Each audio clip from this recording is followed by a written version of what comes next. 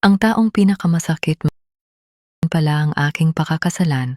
Dear Ate Ann, itago niyo na lang ako sa pangalang Romina. May isang kwento akong matagal nang kinikimkim sa puso ko. Kwento ito ng isang taong minsan kong kinamuhian dahil sa mga salitang binitiwan niya sa akin. Pero siya rin pala ang taong makakasama ko habang buhay. Noong nasa school pa kami, hindi naging maganda ang simula ng pagkakakilala namin. Lagi niya akong nilalait at binubuli sa campus. Kahit simpleng pagdaan ko lang sa hallway, may maririnig akong masasakit na salita mula sa kanya at sa mga kasama niya. Minsan, pinagtatawanan niya ang pananamit ko at ang mukha ko, paraan ng pagsasalita ko at kahit mga simpleng bagay tungkol sa sarili ko. Sa totoo lang, Ate Ann, dumating ako sa punto na ayaw ko nang pumasok. Natatakot akong makita siya dahil alam kong panibagong kahihiyan na naman ang naghihintay sa akin.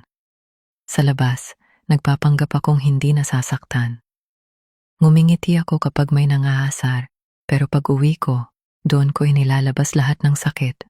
Maraming gabi akong nagtanong sa sarili ko, bakit kailangan niya akong tratuhin ng ganito? Ano bang nagawa ko sa kanya? Lumipas ang panahon at natapos ang school. Akala ko, doon na rin matatapos ang lahat ng alaala tungkol sa kanya. Hindi ko na siya nakita ng matagal at unti-unti ko nang nakakalimutan ang mga nangyari. Pero hindi pala doon nagtatapos ang kwento namin. Makalipas ang ilang taon, muli kaming nagkita. Sa unang pagkikita namin, halos hindi ako makapaniwala. Siya pa rin iyon ang taong dati kong kinatatakutan. Pero iba na siya. Mas tahimik, mas mahinahon, at parang wala na ang dating yabang. Humingi siya sa akin ng tawad. Sinabi niyang hindi niya raw naiintindihan noon kung gaano kasakit ang ginagawa niya. Bata pa raw siya at mali ang paraan niya ng pakikitungo sa akin. Hindi ko agad siya napatawad, pero nakita kong sincere siya.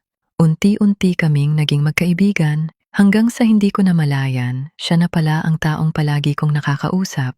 Siya ang nagtatanong kung kumusta ako, siya ang nandyan kapag may problema ako, at siya rin ang unang taong nagparamdam sa akin na mahalaga ako. Nakakatawa isipin, Ate Ann, ang taong minsang dahilan kung bakit ayaw kong pumasok sa school, siya rin pala ang magiging dahilan kung bakit matututo akong maniwala ulit sa pagmamahal.